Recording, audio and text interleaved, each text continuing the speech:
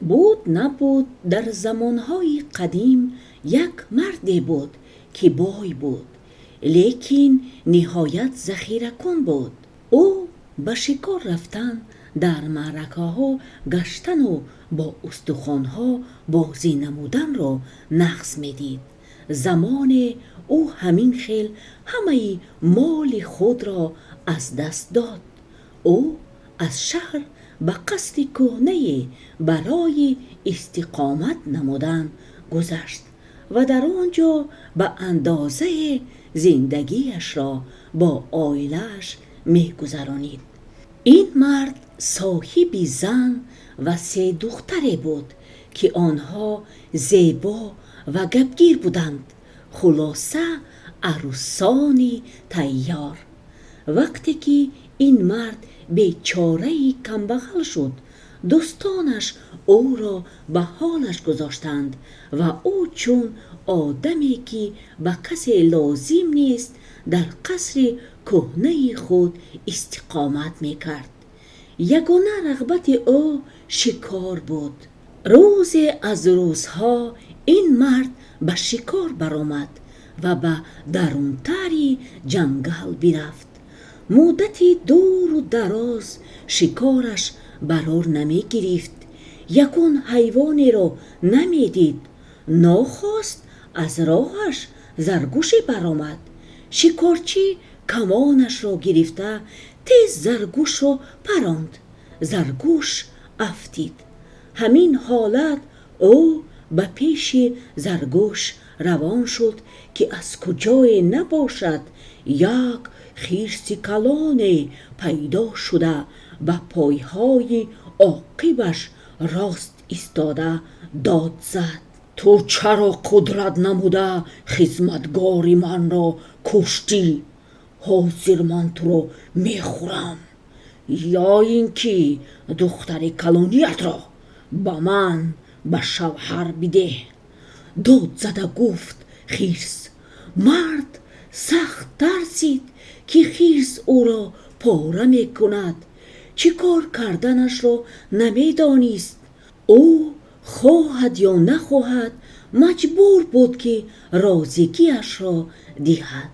بعد 7 هفته من برای دخترت خواهم آمد، گفت خرس و درختی قاقی را که در پیش پایش افتیده بود شکست رفت. از ترس دست و پای مردک از حرکت ماندند. وقتی که خرس از چشم دور شد، مرد به خود آمده درک نمود که به خرس چی وعده داده است. دخترش را به او باید به شوهر دهد. اشکانش می ریختند و او غمگین و آزرده به خانه‌اش روان شد. غمگین به حجره‌اش وارد شده بود که دختری کلانیش از دست او زرگوش را گرفته پرسید که شکارش با برار بود یا نه. مرد باز گریه نمود. زن و دخترانش او را گرد نمودند و پرسیدند که چرا او غمگین است و گریه می کند. مرد طاقت خاموش نشستن را نداشت و او به آنها همه واقعه روی داده را نقل کرده ماند. سپس به دخترش گفت: بدبخترین وقتی تولد توست. از آن من باشد از آن هم بدبخترین است، چون که من به خرس وعده دادم که تو را به او به زنی می دهم و او بعد 7 هفته برای بردن تو می آید. مادر و خواهرانی خردی گریه و ناله می کردند، لیکن دختر کلانی خاموش بود. به پدرش نگاه کرده گفت: پدر جان عزیزم، غم نخورید. برای جان شما من بختم را می دهم اگر قسمت همین باشد. البته دل او از ترس وهم می کرد وقتی که به یادش خرس می رسید، لیکن او پدرش را گناهکار نمی گفت و نمیخواست که او را از این بیشتر غمگین سازد. با ترس و وهم اعضایان عائله هفته هفتم را منتظر شدند. پدر باشد در فکر آن بود که چه خیل نماید که وعده‌اش را اجرا نکند و دخترش را خلاص سازد. او آدمانی گرد و اطرافش را تکلیف نمود، تمامی همسایه ها را به توی دعوت نمود و هیچ نفری رد نکرد. در روزی تعیین شده به خانه‌اش مهمانانی زیاد آمدند. در بین آنها جوانانی جسور که یراق داشتند که چه خیلی که مردی پیر از آنها خواسته بود آنها یراق آوردند. وقتی که همه گرد آمدند صاحب خانه به آدمان درباره بدبختیش نقل کرده از آنها یاری پرسید تا اینکه آنها خرس را پیش نمایند. در این خصوص مهمانان رازیکیشان را بیان کردند. هر یکی تیار بود که دختری زیبا را از دست حیوان وحشی رها نماید. همه داماد را انتظار بودند. او باشد هیچ نمی آمد. آفتاب نصف روزی شد و او را در هیچ کجا نمی دیدی. ناخواست صدای موسیقی نفیس و آرام شنیده شد که از دور می رسید. گویا این صدا از تگ زمین می رسیده باشد. او بلندتر صدا دادن گرفت و یک باره از تخت و تاز اسبان گویا زمین بلرزید. از جنگل قطاره اسب سواران که در آفتابی این قطاره یلقاس می زدند نمایان شد. آنها به حولی رسیدند و ایستادند. در این فایتون که از 6 اسب عبارت بود یک امیرزاده جوان می نشست. او از فایتون برآمد. آدمان دیدند که او نه تنها جوان است بلکه رخساره زیبا دارد و لباسش از یاقوت و مرمر. از دنبال جوان دیگر آدمانی که در فایتون بودند برآمده به طرف خانه حرکت کردند. مهمانان به آنها حیرت انگیز می نگریستند و بیشتر به شاهزاده زیبایی که چون او زیبا در بین گرد آمدگان کسی نبود نظرشان می خورد. آدمان به او تعظیم نموده تبسم می کردند. شاهزاده باشد سرش را به معنای مینه‌داری بودنش جنبانیده می رفت. او راست به پیش اشرفزاده پیر آمد. نزد او راست ایستاده پرسید صاحب خانه به او دختر کلانیش را به زنی می داده باشد؟ من به شما از تگ دل با خرسندی دختر کلانیم را می دادم شاهزاده عزیز، جواب داد اشرفزاده. لیکن افسوس من به خرس به زنی دادن دخترم را وعده داده بودم و او حالا باید برای بردن دخترم آید. شاهزاده تبسم نمود. ما چی غمی خرس را بخوریم؟ خرس باید زنی بگیرد که خرس باشد.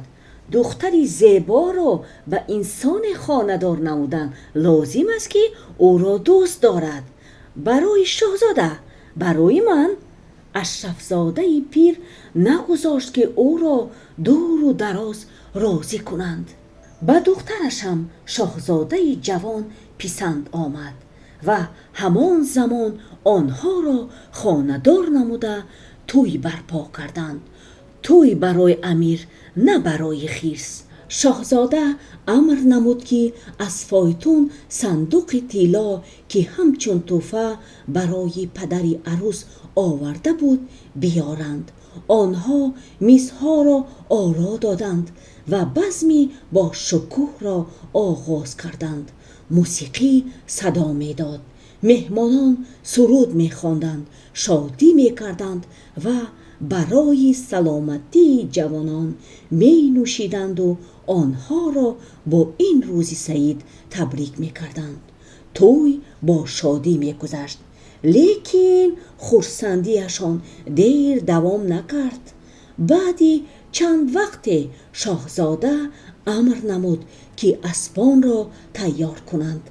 با مهمانان خیر خوش نموده عروسی نازنین را به فایتون شیناند و اسب سواران از حولی به طرف جنگل روان شدند. چنان تاخت و تاز نمودند که از تی چرخ فایتون شراره آتش میپاشید. پدر دختر با ترس و هراس آمدن خیس را منتظر شد، لیکن او تماما نآمد. اشرف زاده خاطر جمع شد، از بس که او صاحب تنگه ها شده بود. خرسند شده باز از نو به بزم و بازی و شکار و خرسندی مشغول شد. باز چون اوله دوستانی زیاده پیدا نمود که دوستانی نانی بودند. تنگه ها روز تا روز کمتر شدن می گرفتند، گرچنده که زنش می گفت که از این کار و بارش دست کشد. شوهر و سخنان او گوش نمی داد تا دمی که در صندوق تنگه نماند. تیلاها تمام شدند و دوستانش نیز غیب زدند. چون هر وقته او با اهل عائله خود تنها ماند. روز از روزها او از روی عادت به دستش کمان گرفت و به شکار رفت. اشرف زاده به جنگل کوهی رفت، لیکن شکار برار نگرفت. تنها یک عقاب در آسمان پرواز می کرد و خلاص. خودی همین عقاب را شکارچی پراند. پرنده به پیش پای او افتید. زمانی که قنات او بر زمین رسید، گویا طوفانی سخت باشد، جنگل صدا داد و در بالای سر شکارچی عجین شمال دور زد. این عجین شمال از حرکت قناتهای کلان عقاب بزرگ پیدا شد. عقاب نولش را گشاده چنگالش را تهدیدآمیز نشان داده داد زد: تو چگونه جرأت کرده یاردمچی مرا تیر انداختی؟ برای این عملت من تو را پاره پاره میکنم، یا اینکه دختر میانت را به من به زنی بده. انتخاب کن چه میخواهی، هر چی خواهی انتخاب کن. لیکن انتخاب کرده هم نمیشد. نول عقاب در بالای سر شکارچی بود و او داد میزد. پنجه هایش می توانستند که به تن اشرف زاده در یک دقیقه برسند. شکارچی ترسید و به عقاب وعده داد که دختری میانش را به او به زنی می دهد. بعد 7 هفته من برای او می آیم. وعده داد. عقاب شمال داده به پشت کوه پریده ناپدید شد. شکارچی بدبخت غمگین شده به طرف خانه‌اش می رفت و خود را ستایش می کرد که دخترش را به عجینه بالدار داده است. لیکن مصلحت را کرده بود، دیگر یگان علاج نداشت. در خانه‌اش تیز حس نمودند که او یگان حادثه بد از سر گذرانیده است. آنها به پرسکوب سر نمودند، لیکن اشرف زاده نمیخواست که درباره این بدبختی تا چند مدت به آنها نقل نماید. در دلش این غم چون سنگ می ایستاد. و در آخر او طاقت نکرده حادثه را به زن و دخترانش گفته داد. مادر اشک بیریخت. دختری میانه باشد آنها را آرام نموده گفت: آه پدر و مادر جان، غم نخورید. من با جان و دل به عقاب به شوهر میبرایم. اگر تقدیرم همین باشد، او پادشاه پرندگان است. شاید حیات من با او خوب میشدگیست. کار که این طور شده باشد، پدر و مادر آرام شدند که اقلاً دختری آنها غمگین نیست. آنها به توی تیاریشان را سر کردند و اشرف زاده پیر با زنش از خزینه خانه‌شان چیزهای بهترین را برآوردند تا اینکه توی را با شرفانه گذرانند. لیکن اشرف زاده چنین نقشه داشت که وقتی که عقاب در اینجا پیدا شود، مهمانان با کمانها او را گسل میکنند و دختر را به او نمیدهند. روزی آخرین هفته هفتم هم رسید. مهمانان در حولی گرد آمده انتظار نشسته بودند. یکی با هوس، دیگری با ترس و هراس.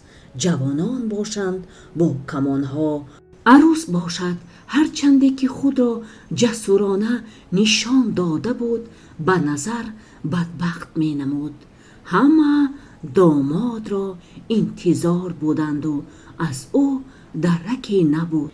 نصف روزی شد و از دور آهنگی بسی زیبای شنیده شد. تا چندی که پیشتر شدن می گرفت، همان قدر فارم و نفیس این آهنگ صدا می داد. مهمانان خاموش نشسته به موسیقی گوش می دادند. ناخست زمین جنبید. از تخت و تاز اسبان و از جنگل سواره های قطار می آمدگی شدند که آنها طلا پوش بودند. در فایتون یکم که زیباتر بود، یک شاهزاده جوان نشسته بود که لباسش با زر و زیور و سنگ‌های قیمت بها آرا بود که مثل آسمانی که در آن ستاره ها درخشانند می نمود. این اسبان در نزد دروازه ایستادند. از فایتون شاهزاده برآمد. از پشتش همراهانش، همه آنها در تن لباسهای پرقیمت داشتند، لیکن شاهزاده در بین آنها نمایانتر می نمود. او چون ماهی بود که در بین ستاره ها بود. او به نزد امیر پیر آمده تعظیم نموده پیش از همه پرسید که او دختر میانه اش را به او به شوهر می دهد یا نه. برای من یک خوشبختی می بود اگر من خواهش شما را به جا می آوردم و شما را پسر خود می خواندم. امیر مهربان، جواب داد پدر عروس. لیکن من دخترم را به عقاب وعده نمودم و به نزدیکی او باید برای دخترم بیاید. در این باره فکر نکنید، با تبسم گفت امیر. بگذار عقاب زنی عقاب بگیرد. شما دختر را به من به زنی بدهید که او را من دوست خواهم داشت. با این کار پدر چی گفته می توانست؟ راضی شد. تنها دخترم اگر مقابل نباشد، گفت. به دختر البته امیر زیبا پسندتر آمد نظر به عقاب، گرچنده که او عقاب شاخانه بود. شاهزاده رازیگی پدر و دختر را گرفته فرمان داد که از فایتون 2 صندوق طلا و نقره را بیارند که همچون تحفه به عائله عروس آورده بود. جوانان را نکاح کرده به میزها نشستند تا بزم برپا سازند. کسی منتظر نبود که این طور می شود. به جای جنگ و جدال با عقاب توی خوب با رقص و موسیقیش. همین که یک پیالگی نوشیدند شاهزاده سر و سیمه شد و امر داد که اسبان را تیار نمایند و با مهمانان و صاحبان خانه خیر و خوش نموده زنی جوانش را به فایتون شیناند.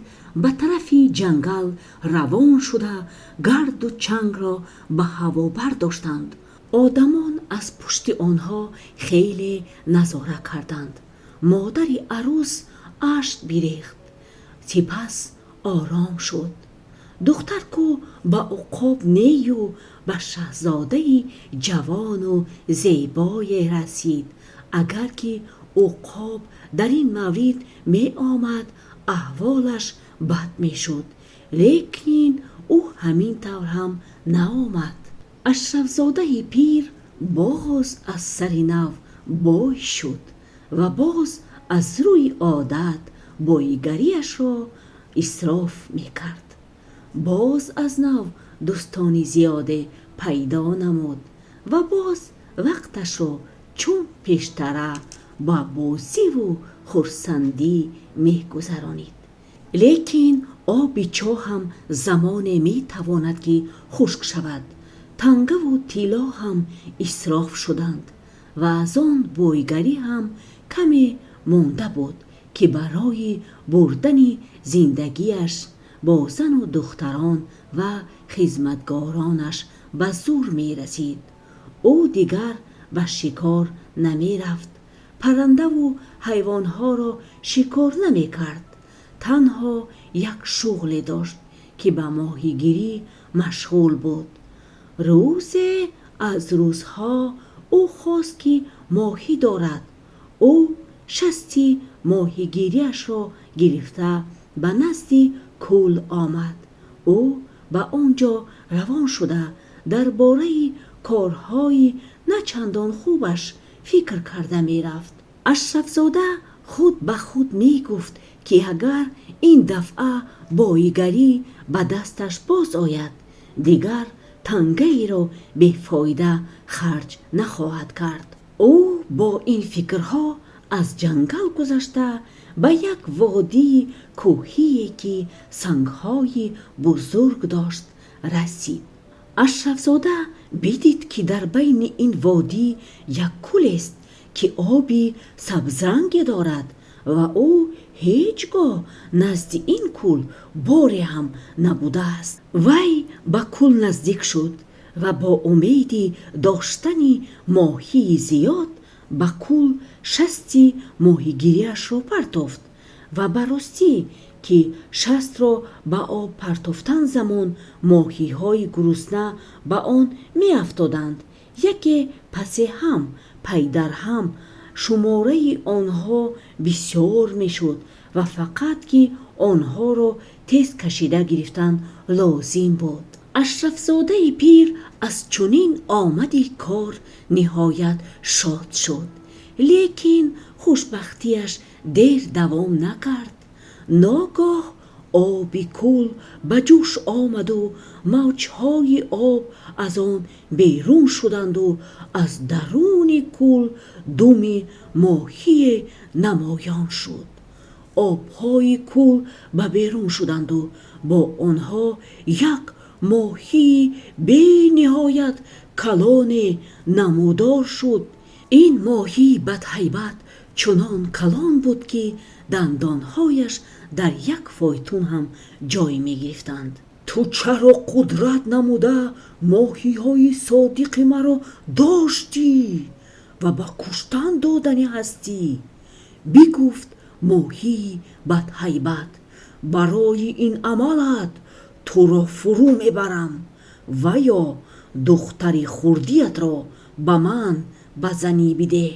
انتخاب نمودی؟ پرسید ماهی. موی سفید بیچاره ترسید. به دهان کلان ماهی نظر کرده قریب بود که از عقل بیگانه شود و به ماهی به شوهر دادن دختری خردیش را وعده داد: پس از 7 هفته من از برای دخترت می آیم. گفت ماهی و دهانش را چنان پوشانید که از کول صدای برآمد. ماهی به آب در آمده رفت. آبی کول به ساحل چاش خورد. ماهی باشد به تگ کول روانه شده با خاکهای آن خود را پوشانید، طرزی که آبی کول را به شور آورد. اشرف زاده دیگر ماهی را ندید. این ماهی بدهیبت دل او را به جوش آورد. همین خیل با ناآرامی دلش او به خانه‌اش روان شد. یگانه شادی اشرف زاده دختری خردیش بود که او را حالا از دست خواهد داد.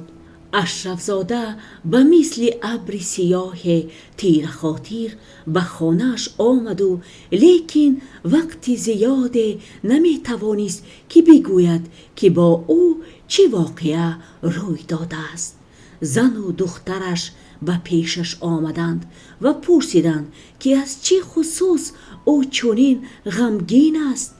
در آخر او درباره حادثه گذشته سخن کرد. من 2 دخترم را از دست دادم. گفت او اشک ریزانده. تنها پروردگار می داند که آنها در کجایند و چه حال دارند. برای من معلوم نیست، لیکن آنها را من به آدمان به شوهر داده بودم، به امیرانی بزرگوار. تو را باشد فرزند عزیز من به ماهی زیشت وعده نمودم که به شوهر می دهم. همین خیل شد و من راهی دیگری نداشتم. اوه، من پدری بدبختم. مرد همین خیل می گفت و به مثل کودک اشک می ریخت و زنش هم گریه می کرد و از تقدیر شکایت می کرد. دخترشان هم غمگین شد. خواهرانش و امیرانی زیبا و جوان و شوهر برآمدند و او باشد زنی 1 ماهی بدبخت می شود. در این باره فکر نموده غمی وزنین را در دلش جای کرد. براستی که دختر امید داشت که این ماهی بدهیبت برای او نمی آید، چون خرس و عقابی که برای خواهرانش نیز نآمده بودند. اشرف زاده باز در 1 روزی لازمه به خلاصه آمده همه همسایه ها و رفیقانش را گرد آورد. به آنها سرگذشتی که از سرگذرانید نقل کرده داد. همه همسایه ها و رفیقانش گرد آمدند و وعده دادند که از خاطر دوستیشان به او کمک نموده دخترش را حمایه می نمایند و ماهی را نیست می سازند.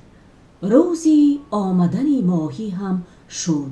از سحر مهمانان، جوانان و شخصانی سال خورده می آمدند تا دختری زیبا صنم را حمایه نمایند.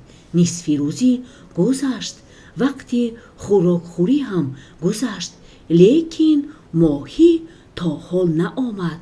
ناخواست چون پیشتره از دور صدای موسیقی شنیده شد که هرچنده که پیشتر می شد موسیقی فورانتر صدا می داد. زمین از تخت و تازی اسبان صدا داد.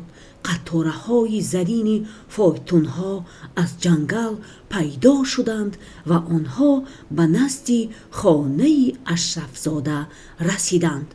مهمانان انگشتان خود را حساب نکرده بودند که این اسبان وارد حوالی شدند. در فایتون زرین 1 شاهزاده جوانی زیبای می نشست که در زیبایی در دنیا با او کسی برابر شده نمی توانست. او در تن لباسهای پرقیمت هم داشت. شاهزاده از فایتون برآمده راست به نزد صاحب خانه روان شد و از دنبال او همراهانش نیز روان شدند. شاهزاده با احترام در نزد اشرفزاده پیر تعظیم نموده خواهش کرد که دختر خردیش را به او به زنی دهد. من کشاد می بودم، شما و دخترم را نکاح می کردم، می دانستم که او خوشبخت می شد. گفت اشرفزاده بدبختی در اینجاست که من او را برای به شوهر دادن به ماهی عظیم جوسه که از کول است و داماد پسندیده امان است وعده نمودم و حالا او باید برای بردن دخترمان آید. ما را با ماهی ها چیکار است؟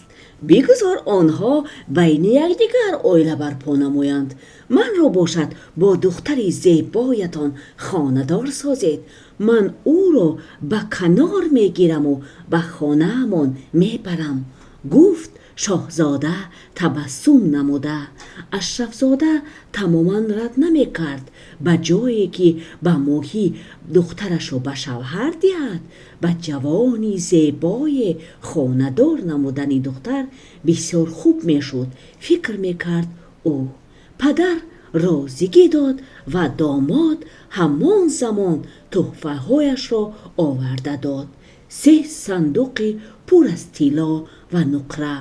همان زمان جوانان را نکاح نمودند و مهمانان برای خوردن به گرد میزها نشستند. شاهزاده با خود نوازندگان را آورده بود که چنان آنها می نواختند که خون پیران در جوش آمده آنها خود را با یک عذاب می داشتند تا اینکه با جوانان دهاتی رقص نکنند. توی خوب می گذشت، لیکن شاهزاده همین وقت فرمان داد که اسبها را تیار کنند و با مهمانان خیر و خوش نموده او عروس جوان را به فایتون شیناند و اسبان چنان تیز حرکت نموده رفتند که زمین بجنبید.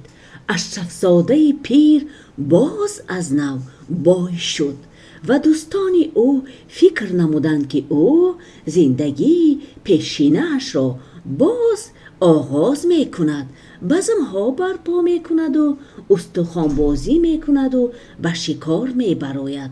لیکن موی سفید در آخر عقلش را به کار برد. به خلاصه آمد که تنگه و طلاهایش را احتیاطکارانه صرف خواهد کرد، چون که باز از نو قشاق نشود. او عهد خود را نشکست. یگانه غمی که او و همسرش را تشویش میداد آنها نمیدانستند که دخترانشان در کجایند و احوالشان چه خیل باشد. مادری بیچاره بسیار وقت از آن که تنها مانده است غم میخورد. او به درختی زیفون که نوده هایش را بریدند مانند بود. پروردگار دعاهای او را شنیده در سالهای پیری هم باشد پسرچه به او داد. زن و شوهر از پروردگار عالم منتدار شدند و برای دادن پسر شکر گفتند. آنها از پسرچه شاد بودند و به او نامی رداوید گذاشتند. پسر مهربان و زیبا بود. پدرش با او همه آن هنرهایی که اشرفزاده باید می داشت آموخت. رداوید دلیر و جسور بود و با سلاح هم می توانست که مراجعت نماید.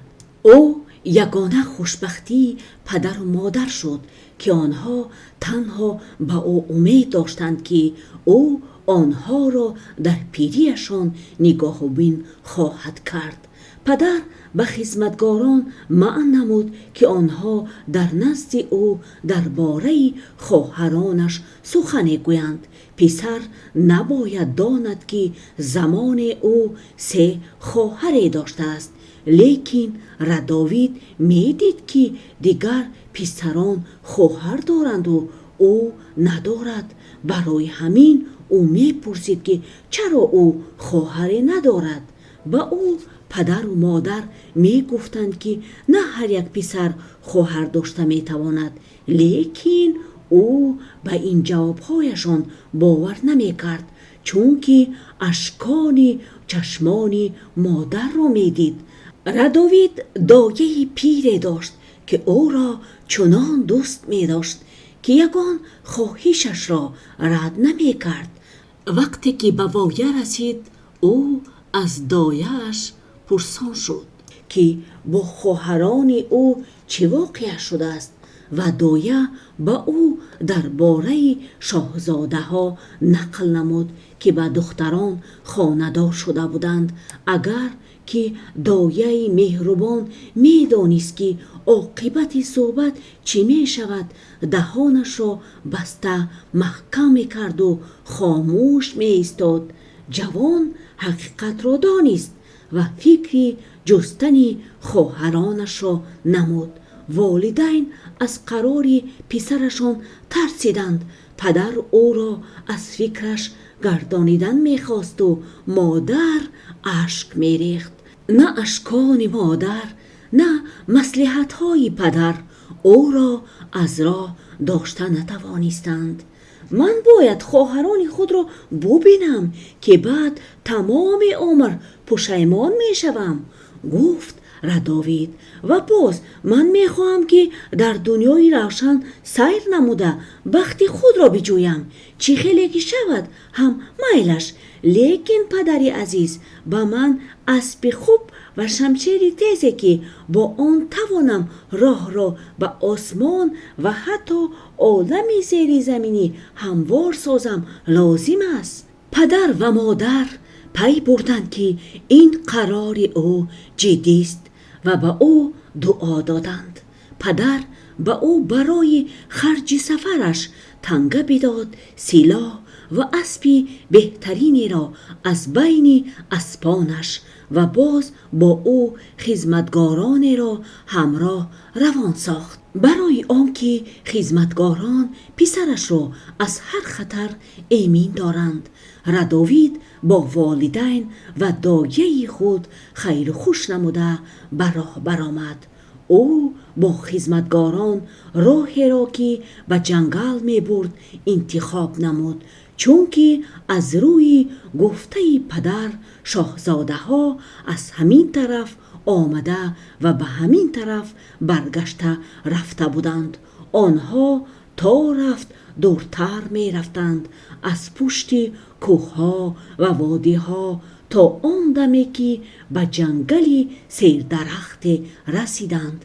درختان 1000 ساله اینجا چون دیواری بر قامت راست نموده بودند و در بیخشان درختانی پوسیده می ایستادند که هر یک قدمانی آنها را به پیش بس دشوار می کرد. مشکلات دیگر این بود که ذخیره های آنها تیار می شدند و منزل آدمان هم در این نزدیکی ها به چشم نمی رسید. خدمتگاران به ردوید مصلحتی از سفر برگشتن را می دادند. می گفتند که آنها در این جنگل های دهشت انگیز نابود خواهند شد، لیکن ردوید به آنها گوش نمی داد. می رفت و می رفت. همین خیل آنها تا جای رسیدند که 4 طرفش را کوه احاطه می کرد و از آنجا امکانیتی پیش رفتن نهایت دشوار بود. ردوید فهمید که اینجا سرحد است که گویا تنها او می تواند که گذرد. پسری یگانه پدر و مادرش و برادری خواهرانی گم گشته. او به خدمتگارانش اسبش را داده گفت: دوستان من، شما را شرط نیست که از اینجا گذرید. شما به خانه به نزد پدر و مادرم برگردید.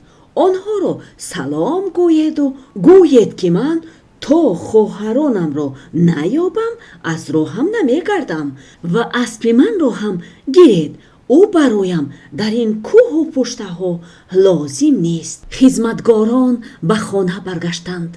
و او تنها از بین جنگل پرحشمت با شمشیر خود برای خود راه را تازه نموده پیش می رفت. او دو وادی و دو قله های بلند را گذشت. سیومش را هم گذشته به نزد یک کوه که خرسنگ های کلان داشت نزدیک می شد. در این کوه یک سوراخی دیده می شد که از آن دود باریکی کبود مانند می برآمد. رادوید آن سوراخی را در آنجا به زودی بدید. اگر در اینجا جلالچین کمپیر هم زندگی نماید، من به آنجا می درایم. قرار داد او و فکری بسیار نکرده به طرف کوه روان شد. وقتی که به آن نزدیک شد بدید که سوراخی نهایت باریک است و لیکن اگر کوشش نمایی می توانی که وارد آنجا بشوی. او به آن سوراخی در آمد. چقدر که درونتر می رفت آن کشاتر می شد و او می توانست که آزادانه قدم زند. لیکن آنجا تاریک بود که چشمانت را هم کلان کشاده روی هم می شد. او باز کمی راه گشت و دید در دوری آتش سوزان است. چقدری که به آن آتش نزدیک شدن می گرفت روشن‌تر می شد. ناخست او وارد یک غار شد که به مثل خانه می نمود. غار در درون کوه جای داشت. در بین غار آتش می سوخت و برای همین غار روشن بود. در نزد آتش یک زنی زیبای با دو خرس بچه ایستاده با آنها بازی می کرد. زن در نزدش انسان را دیده حیران شده از جایش خیست و پرسید: تو از کجا اینجا پیدا شدی؟ در اینجا نه تنها آدم بلکه پرنده خردکک را هم نمی بینی. از اینجا تیزتر گریز، برای آن که اگر شوهر من آید تو را پاره پاره می کند. از کجا من پیدا شدم؟ من خواهرانم را که به شاهزاده ها به شوهر برآمدند می جویم، جواب داد رادوید و به زن همه واقعه هایی را که دایه به او نقل کرده بود گفته ماند. از روی نقلش صاحب خانه زیبا پی برد که این برادری اوست. او دختری کلانی اشرف زاده بود. وی نهایت شاد شده به نزد دادرش نشسته خواهش کرد که درباره خانه‌شان نقل کند. لیکن برادرش به نقل گذشته بود که آوازی خیرسی غضب‌آلود شنیده شد و خواهر به دادرش گفت که در تگی ظرف کلانی پنهان شود که در یک کنج جای داشت. همین که او پنهان شد به غار خیس در آمد. شوهری خواهر زیبایش و کنجهای غار را بوی کشیده داد زد: زن، من بوی انسان را حس می کنم، او را اینجا بیار. اوه شوهر مهربانی من، انسان از کجا در اینجا پیدا می شود؟ اینجا پرنده خردکک هم پرواز کرده نمی تواند. انسان یک طرف ایستد، تو آرام شو. زنش او را آرام کردن می خواست، لیکن خرس چیزی را شنیدن نمی خواست.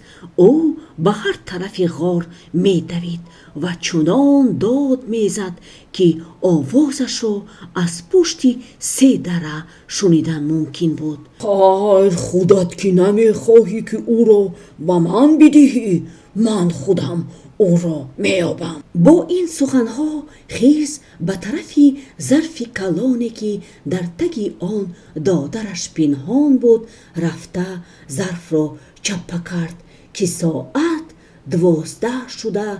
غار جنبید، قصر زیبای شد.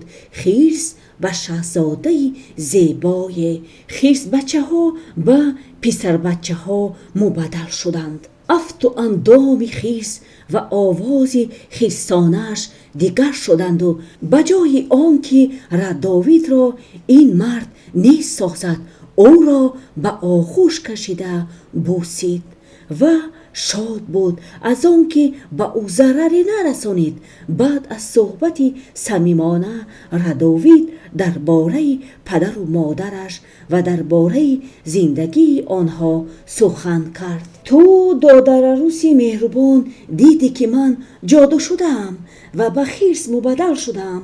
برادران من هم جادو شدند. برادر خردیم ماهی است، برادر دیگر هم عقاب است. جادو در مدت 12 ساعت دوام می کند و در این وقت ما به وحشی های بدهیبت مبدل می شویم و در گرد و اطراف می گردیم. آدمان را می ترسانیم و خدمتگاران ما باشند به پرنده و حیوان ها تبدیل می یابند و قصر و قشلاق های ما به جنگل های خاموش و کوه ها. وقتی که این وقتی معین شده به پایان میرسد، ما باز به آدمان تبدیل میشویم و در قصر باز زندگی ما را دوام میدهیم. همین خیل هر روز خدا ما از برای خواهرمون جادو شده ایم. این به ما انیق معلوم است، لیکن از این جادو چی خیل خلاص شدنمون را نمیدانم که آیا ما را از این جادو عموما دور کناندن ممکن باشد یا نه، چون که این جادوی نهایت سخت است. اگر تو به قرار آمده باشی که این کار را نمایی، به نزد برادر خردی من برو. او میتواند که یگان مصلحت مفیدی برایت بدهد. تو از پشم من بگیر، برایت لازم خواهد شد. اگر به یگان بدبختی دچار شوی، پشم را به زیر پنجه هایت زیر کن. همان ساعت به کمکت 6 خرس خواهد آمد. رادوید پشم خرس را گرفته درستکک پنهان نمود. او به همه کار راضی بود و از یزنش راهی خانه برادرش عقاب را پرسید. شاهزاده مهمان عالی قدر را به نزد میز دعوت نموده امر نمود که فایتون را آماده سازند. او را ضیافتی خوب نمودند. بعد کمی وقت صدای پای 6 اسب چالاک شنیده شد. فایتون تو را انتظار است، اسبان راه را می دانند. گفت شاهزاده پناهت به خدا باشد و تیزتر باش که ساعتی به خرس مبدل شدنم نزدیکتر شده ایستاده است. آنها غمگینانه با همدیگر خیر خوش نمودند. نمی دانستند که باز یکدیگر را آیا می دیده باشند یا نه. رادوید به فایتون سوار شد و اسبهای دوند شمال برین او را از کوه و پشته ها می بردند. آنها به سرحد زمین های شاهزاده عقاب در وقت رسیدند که ساعت جادو شدگان باز رسید. رادوید در روی زمین همان زمان تنها ماند، زیرا که دید که فایتون به پوچاق چارمغز، اسبان به موشان تبدیل یافته و به عقیب به جنگل برگشتند. جوان در نزد جویباری که در کناری بیشه بود تنها ماند. از پشت این جویبار باز جنگلی بود. او در آن یک پیراهه باریکی را بدید. در آن پیراهه او خیلی راه را طی نمود و در جنگل ها، کوه ها و دشت ها راه می گشت تا آن وقتی که خوراکش به آخر رسید. ناخواست او یک درختی بلوطی کلانی را دید که در دنیا چنین درخت را دیدن ممکن نبود. درخت نوده های کلانی داشت که به هر طرف پهن شده بودند و در بالای درخت یک چیز می تافت که به خانه پرنده مانندی می زد که خس و خاشاک زیاد داشت. رادوید خانه را نگاه کرده به خلاصه آمد که این خانه خواهر میانه اش است. او انتظار شده در زیر درخت ایستاد то ин ки хоҳарашро бубинад. шояд ки хоҳараш барои ба болои дарахт баромадани Радовид кӯмак хоҳад кард, лекин ӯ касеро надид. сипас ҷавон дод задан гирифт ва бо тамоми қувваташ ба дарахт зад. баъди чанде духтари зебое дар боло намудор шуд ки пурсид: ки дар ин ҷо доду фиғон дорад? ин ман, додари ту, хоҳари азизам, ҷавоб дод Радовид. хоҳишмандам ки кӯмакам намо то ба боло бароям. бародар? ҳайрон шуд духтари зебо. ман ягон бародаре надоштаму доштаам наметавонам. касе ки набошӣ, одами худо, аз ин ҷо тезтар гурез. шавҳарам парида меояд, туро пора пора хоҳад кард. шояд ки пора кунад ё накунад, гуфт ҷавон. аввал ба ман кӯмак намо, ба боло бароям. он ҷо бароят нақл мекунам ман кистам ва барои чӣ омадаам, бароям чӣ лозим аст. Радовид аз духтар хоҳиш намуд ва ӯ бандеро ба додараш партофт ва ба ӯ кӯмак намуд, то ин ки додараш ба хонаи парранда ба болои дарахти булут барояд.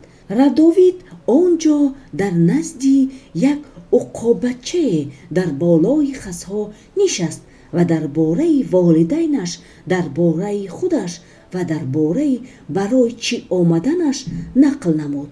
хоҳараш аз хурсандӣ гирья намуд, лекин ба шодияш ғаму ғусса ҳам илова шуданд, чунки ӯ метарсид ки шавҳараш уқоб ба хона баргашта бародарашро пора пора хоҳад кард. онҳо суҳбатро ба охир нарасонида буданд ки дар ҳаво чизе садо доду гӯё тӯфон бошад, гулдуроз зад. ин уқоб ба хонааш бармегашт. бародари азизам, зуд дар таги ин хасҳо пинҳон бишав. шояд ман туро наҷот дода тавонам. хоҳиш намуд хоҳари ӯ. ҳамин ки додараш пинҳон шуд, ҳамон соат уқоб ба лонааш додгӯён нишаст. зан, ман бӯи инсонро ҳис мекунам. одам куҷост? ӯро ин ҷо биёр.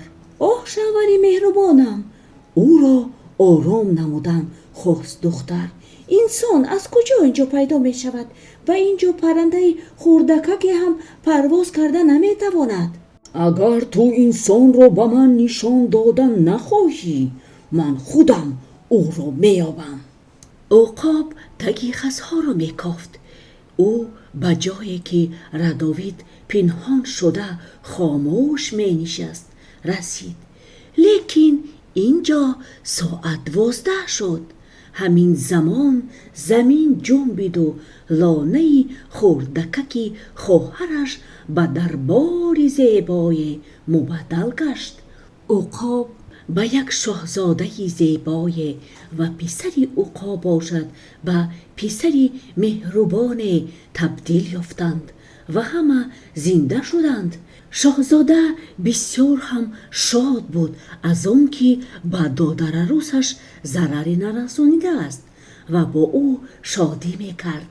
ҳамон замон меҳмонии ӯро ба ҷо оварданд ва Радовидро маҷбур сохтанд ки дар бораи падар ва модар ва барои чӣ ба ин ҷо омаданаш нақл кунад. падару модари пирам худро чун ҳама пиронсолоне ки дар ин сину сол ҳастанд ҳис мекунанд. вақте ки ман аз хона онҳоро тарк намуда будам, онҳо сиҳату саломат буданд. афсӯс ки онҳоро монда омадам. хостам ки бо домодҳову апаҳоям шинос шавам. хуб, апаи калониамонро ман мешиносам, домоди хисро ҳам. ӯ ба ман нақл намуд ки шумо чӣ хел ба ин ҷоду афтидед ва ман ба домоди хисамон ваъда додам ки шуморо аз ҷоду раҳо хоҳам сохт. ман аз домоди калонӣ пурсидам чӣ хел ин мақсадамро амалӣ созам, аммо ӯ ягон маслиҳате ба ман дода натавонист. ба назди шумо, язнаи азизи ман, фиристод. شاید شما چیزی را به من نقل میکنید. دختر عروسی عزیز، گفت در جواب شاهزاده، تو خودت را بیهوده تشویش میدی. من باور نمی کنم که تو توانی که ما را آزاد بسازی. جادوی ما نهایت سخت است. اینجا من مصلحت داده نمی توانم، لیکن اگر تو مقصد داری تو به نزد برادر خورده ما برو، شاید او به تو سیر را کشاید. من میروم، شما تنها برایم راه را نشان بدهید. گفت رادوید، من فرمان میدهم که تو را تا سرحد زمین های من برده مانند. سپس تو با راهی که از پیشت میبراید روان شو. با همان راه روان شو و از نزدت کولی میبراید. به کول با دقت نظر نما و میبینی در بالای آب دود بالا شده میستد. به آن آب بپر. انا یک چند پری عقاب را بگیر. اگر با یگان خطر روبرو شدی آنها را با دستت سخت زیر کن و همان زمان در نزدت 6 تا عقاب پیدا خواهند شد که به تو کمک خواهند کرد. گفت شاهزاده.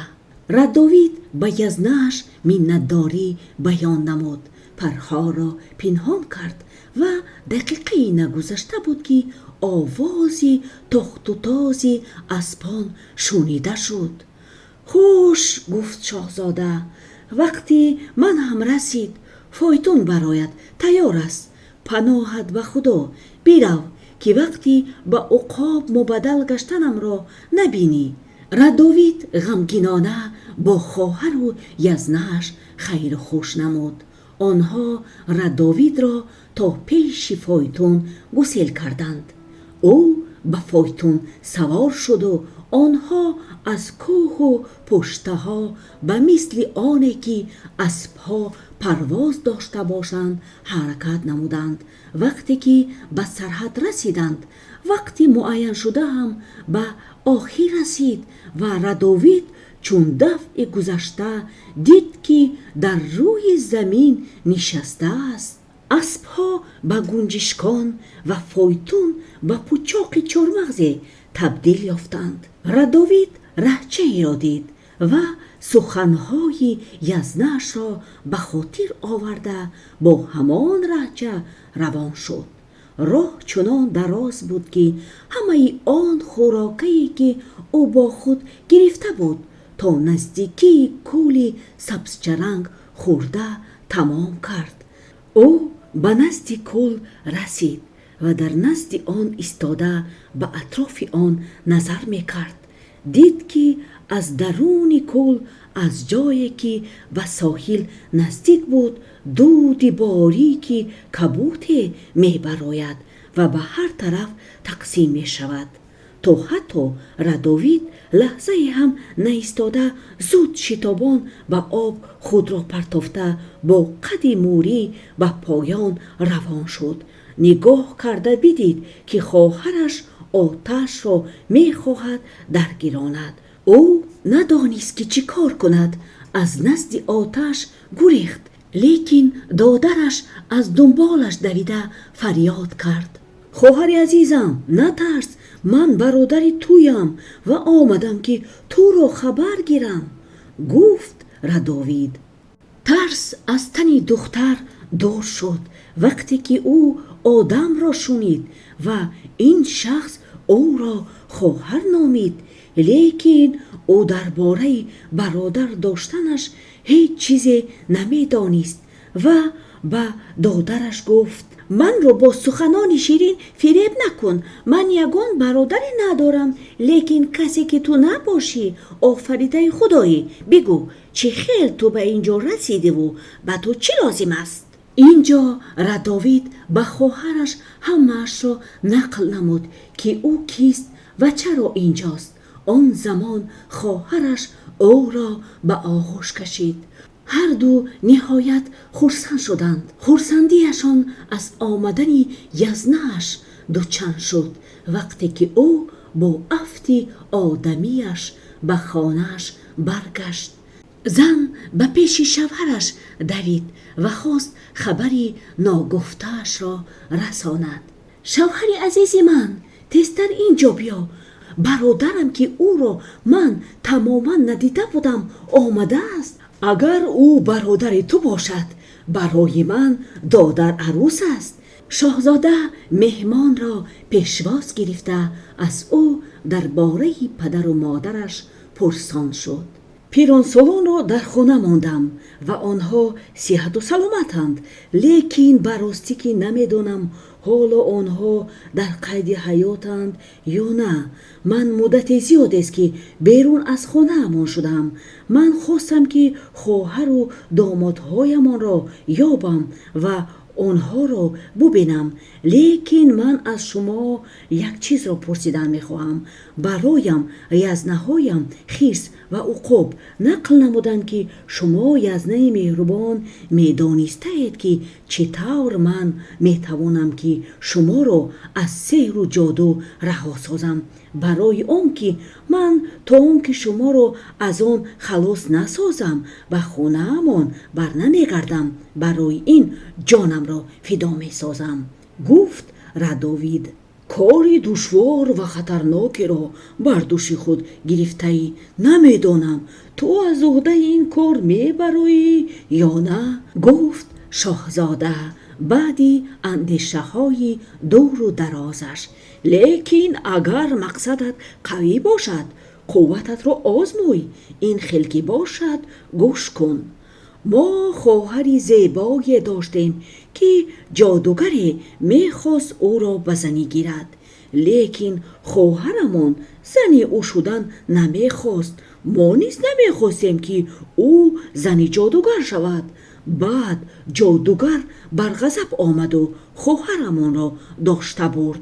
ما را باشد جادو نمود. ما تا زمانی که خواهرمان به جادوگر و شوهر نبراید در همین وضعیت خواهیم ماند و یا یگان شخص ما را شاید که تواند آزاد نماید. جادوگر با همراهی خواهر ما در غار است. در آمد آن غار تنها با کلید طلایی گشاده می شود که در نزدیکی این غار در درخت آویزان است. با شخصی که این کلید را گرفتن می خواهد خطرهای کلان روبرو می شوند. برای به غار وارد شدن از بین 12 تالار گذشتن لازم است و در تالار 13 باشد جادوگر خواب می شود و در نزدش تابوت است که در آن تابوت خواهر ما می خوابد. در بالای تابوت کرنه طلایی آویزان است. از این کرنه صدا براری، همه ما را آزاد می نمایی.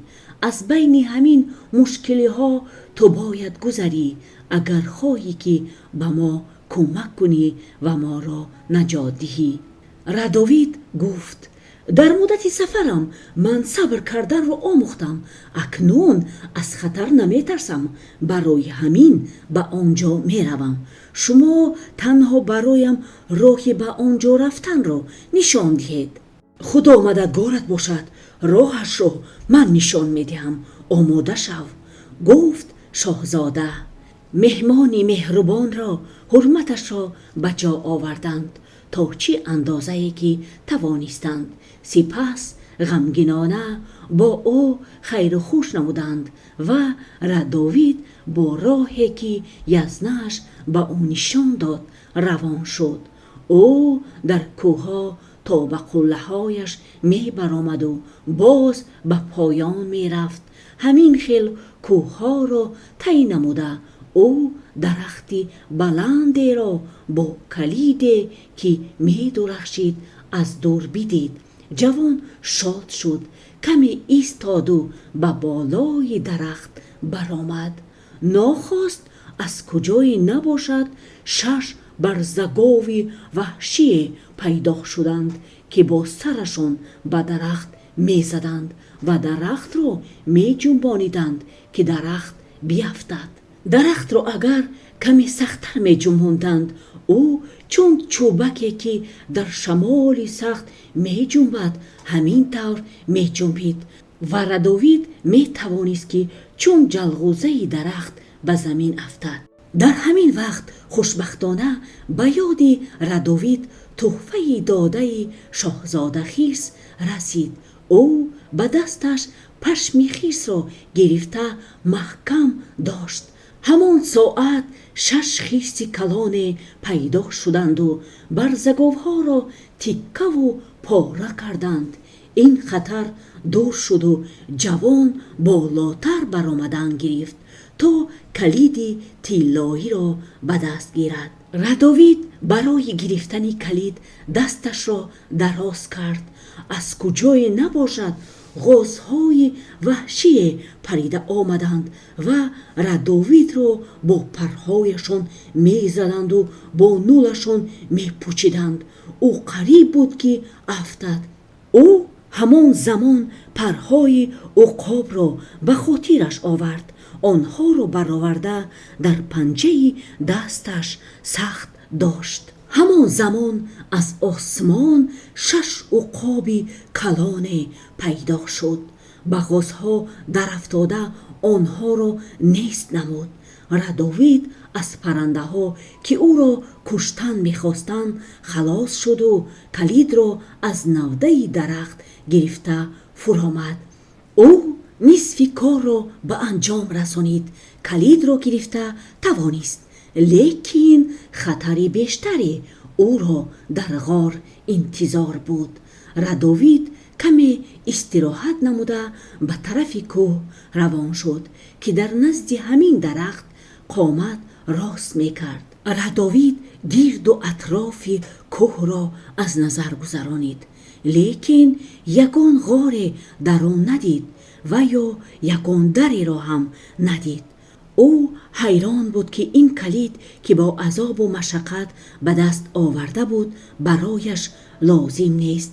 لیکن اینجا سخنهای شاهزاده ماهی به یادش آمدند که او گفته بود که کلید را به کوه برساند و یا به جایی که او رسد در همانجا دری سنگین گشاده خواهد شد. جوان همین طور هم کرد و کوه پیش او گشاده شد. ردوید به درون وارد شد و بدید که حجره است که دیوارهایش یخپوش بودند. از دیوارها خنکی مرگاور حس می شد و هوای آنجا گلو را یخ می کنند و پایهایش قریب که به زمین چسبیده می ماندند. لیکن او نترسید. ردوید این تالار را گذشت و به حجره دوم رسید که در آن آتش می سوخت. در حجره سیوم باشد مارهای زهرداری را دید که در آنجا می گشتند.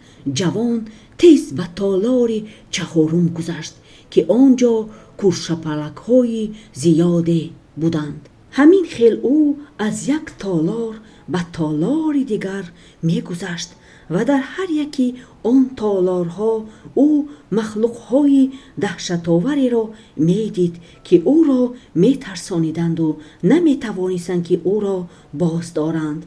در آخر جوان به نزد تالار 13 رسید. او احتیاطکارانه درش را گشاده وارد حجره شد و به آواز در را از پشتش پوشید. همه چیز در آنجا همان طور بود که شاهزاده ماهی به او نقل کرده بود. جادوگری زشت و دهشتناک در کتی وسیع می خوابید و در پهلویش در تابوت آهنین دختر شخ شده خوابیده بود. او نهایت زیبا بود، لیکن رنگ در رویش نبود، خون نداشت، به مثل آنی که او خشک شده باشد.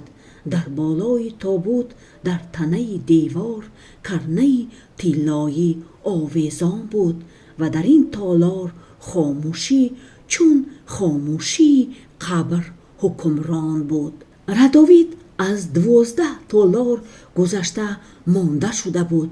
او نشست تا اینکه کمی استراحت نماید. در همین لحظه ساعت 12 مرتبه زد. جادوگر در ساعتی مقرر شده بیدار شده از جایش نخسته با آوازی بلند خطاب کرد: خیر چی میگویی؟ زن من میشوی؟ هیچگاه. از درون تابوت آهنین جوابی به زور گفت دختر: زنده به زنده قاق خواهی شد. گفت جادوگر و به کتف دیگرش تاب خورده خواب رفت. ردوید کمی ایستاد و به آواز از پشت تابوت آهسته به طرف دیوار برای کرنه را گرفتن حرکت نمود. او آن را در دستش داشت که ناخواست جادوگر از جایش خیست. با یک فریاد شدید به سوی جوان شتافت. ردوید ماهرانه به یک سو پرید و نگذاشت که او را جادوگر دستگیر نماید. او 3 بار کرنه نواخت. از کرنه صدای بلند برآمد که گویا رعد و برق شده باشد. کوه جنبید و در همین لحظه همه تالارهای یخین آتشین که پر از مخلوقهای دهشت‌آور بودند به تالارهای زیبایی که زیب پادشاه بودند تبدیل یافتند. جادوگر به بالای زمین آب سیاهی شده بریخت و از تابوت باشد دختری زیبا برخیست.